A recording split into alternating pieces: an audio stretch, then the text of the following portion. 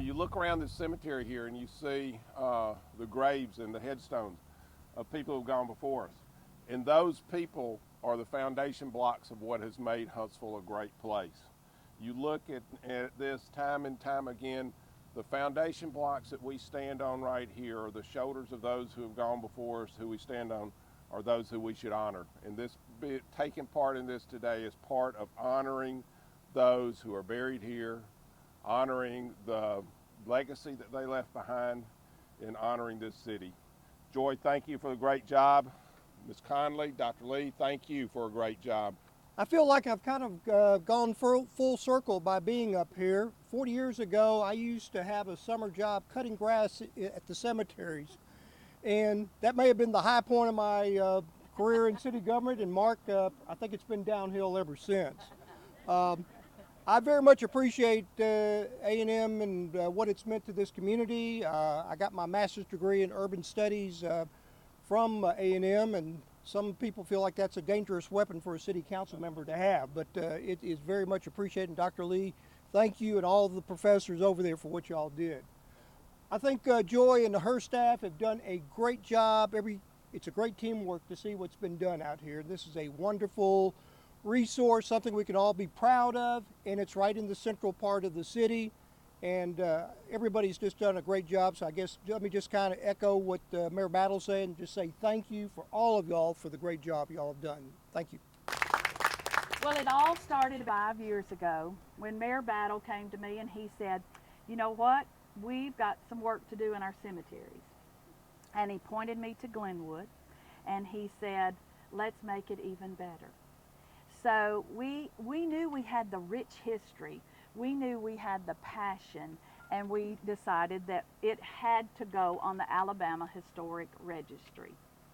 Well, on July 6th, we got the letter. Yay, rah, everybody go nuts, here's the letter. But we got it, and this is such a huge milestone.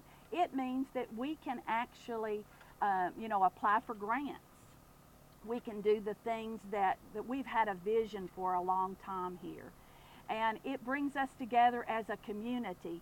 And the mayor said, I want everybody to come together as a community and make this a huge project to not only preserve, but to look in and see what else we can do at this cemetery. My vision has always been that we would have all the way across the front, we would have wrought iron, we would have a rock wall that would be something like they would have had in the 1800s. We would have, for all of the graves that are unmarked, we would have a monument built that we would be able to identify and say to those people, here's your name. Your name is in history. And so in doing that, we had to take this first step. When we got this designation on the Alabama Historic Registry, that means we can go forward. We're not going to stop here. We're going to continue on. We want this on the National Historic Registry as well. In September, we actually are going to have a group come in, and we're actually going to work, and there's even talk of being drones over here to identify from above. It's all above my head, but there's great people that are going to come in September, and they're going to even do further studies. We're interested in saying who all is buried here as far as veterans. And I know that some of us that are in the audience today are doing that as well. I'm going to let Ms. Connolly come up and tell us a little bit about what went on in the history. But first, I want to have the two students. We went to A&M University, Robin Cox and I did, and we said, we need help. Miss Connolly's got all this wonderful history and knowledge, and Bernice, what are we going to do? And Bernice said, well, Joseph Lee can help you. And we said, oh, great. And then we tried to charm him into getting us some students, and by George, he did it. And he got us two of the most wonderful students. And if Deidre and David would please come up, shake Miss Connolly's hand, shake everybody's hand up here.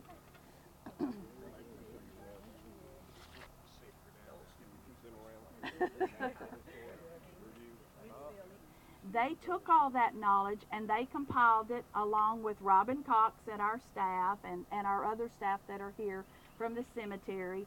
They compiled that. We put that into the form of the application and then sent it off.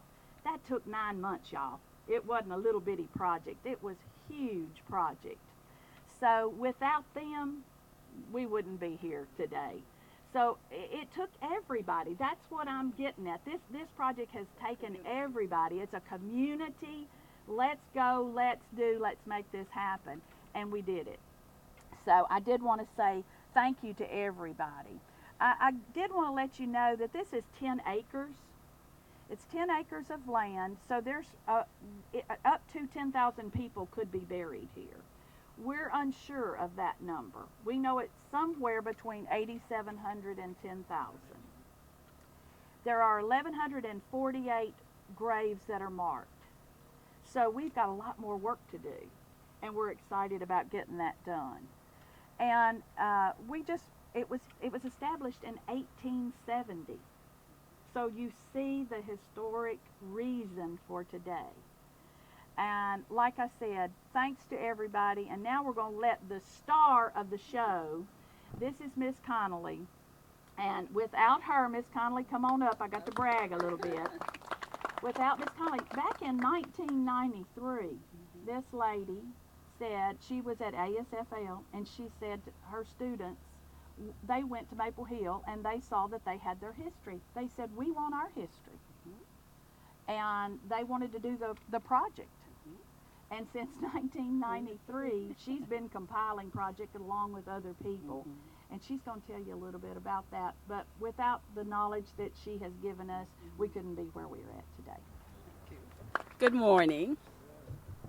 It was in 1993 when students at the Academy for Science and Foreign Language visited historic Maple Hill Cemetery. And while they were there, they heard the beautiful stories of the early settlers, the founders of this great city of ours. And, they even heard about Lily Flagg, who was, that famous cow, and the woman that was buried sitting in a rocking chair. And they were so excited, and they started thinking and asking questions about where were the African Americans buried and what were their stories. And so they came back to school and we talked about it, and they decided that they wanted to do the research to document the history and culture of African Americans in Huntsville during the 19th century. And so, much research was done, but we always found ourselves back here at Glenwood Cemetery. This is the greatest repository of African American history in Huntsville, Alabama. It's right here in this cemetery. So the students gathered all of this information. They did oral histories, went to the library, the heritage room, and then they shared their stories. They went throughout the nation telling people about Glenwood Cemetery and how students can get involved and become advocates for what they feel is right. And so as a result of that, they received commendations from 2 presidents, Clinton and Bush. They also, our school was recognized as one of 34 outstanding schools in the nation because of this project, the service learning that was taking place. But we couldn't have done any of this, had it first not been teachers that wanted to change the curriculum. Can you imagine, writing a curriculum about a cemetery and what people might say? And then, of course, we were in a magnet school, so magnet schools are designed to desegregate. So it was really a natural for us. So we didn't want students just to come to ASFL and sit together. We wanted them to learn about each other and about the culture of each other. And so the parents were a vital part of this project. Mr. Porter is here. He was one of our parents at that time. Parents were at Glenwood Cemetery on the weekends, working here, looking for, information. We hired someone with an auger to go down and help us to understand, because we're a science school, to find out, where people were buried. It said if the ground has been disturbed at least 6 feet, then that's a grave. And then, of course, we involved our churches. I'm Conley Chapel, CME Church. Our church got involved. Union Chapel. We needed a headstone for Dr. Burgess Scruggs, the first African American licensed physician in the state of Alabama. Union Chapel purchased that headstone. So there were many, many people involved in this. And you know, the crowning glory is that we have come to this day. And we're so grateful to be a part of it. When we look out and see the Buffalo Soldiers and all of the other friends that have come to join us because they are here. We talk about Pascal Conley, who grew up here and became a Buffalo Soldier and was in charge of the encampment. And I work with Huntsville City Schools and the fourth graders. I wanted to share this and then I'll sit. But part of the proposal that we wrote to receive the grant to do this work, we included that we wanted students in Huntsville to learn about the history of African Americans during that period of time. And so it was to be incorporated into the fourth grade curriculum. I had the honor in 2001 to teach the first class of fourth graders here. And that was right after 9/11. And so we just, then we asked for the flag to be installed, and so that because we were feeling so patriotic. But the city has just been so supportive in everything that we have tried to do. And our hats are off to our parents, our students, and the teachers for making this happen. Thank you. What you can do to help us is pass the word. Pass the word that we're going to be now able to apply for all kinds of grants. And if we get those, we're going to need matching funds. So we're going to need fundraising. We're going to need help from the community. So we're putting down the challenge. Come on, community, let's get behind this. It's a wonderful project. And then we want to go forth and do all the things that everyone wants to do here. It's a beautiful place. When you come here, you feel serene. You just automatically feel calm. And anybody can get involved. All they have to do is to call the cemetery, and we're listed there on Facebook. Please go forth and go into the community and make that happen because it's so important for us.